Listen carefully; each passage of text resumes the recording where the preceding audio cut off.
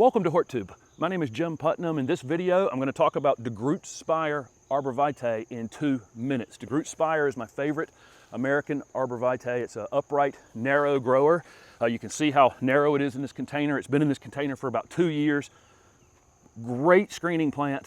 Needs to be planted a little closer together than, let's say, emerald arborvitae, but I prefer this one because it seems to be a bit more drought tolerant. Neither one of these plants are extremely drought tolerant. They do not like dry conditions, but emerald in zone 7 where I'm at really struggles if you let them dry out for any period of time. But you can see the habit is much narrower on DeGroots.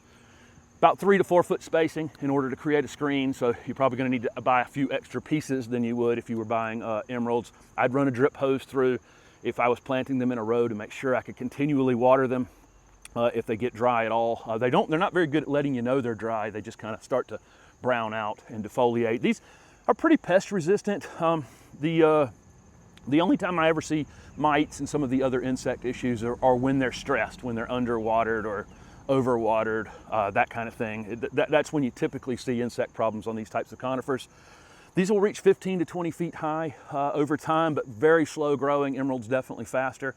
Because it's slower growing though, I think this one can be used on the corner of a foundation or in a container. This one's been in this container for, like I say, for 2 years, and it hasn't worn out its welcome yet. I could probably put it in a 5-gallon container and hold it in here for another year. So that's kind of nice. These can be sheared in the late winter, but they really don't need it. But like I say, I've never touched this one. They can be fertilized at the exact same time. But these are wonderful screening plants. They're hardy in zone 2 to 7, I see. Definitely 4 to 7. I don't know about zone 2 and 3.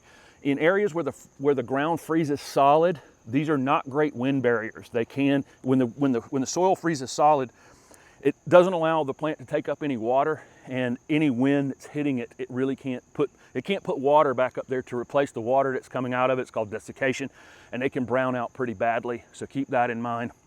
Also, in colder areas, these turn kind of a purplish hue in the winter, which is not unattractive at all.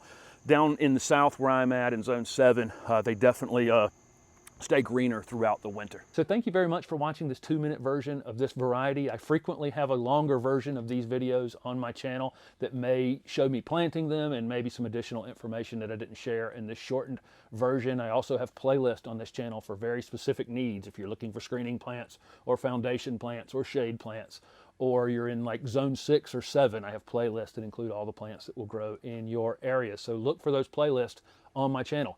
Thanks for watching.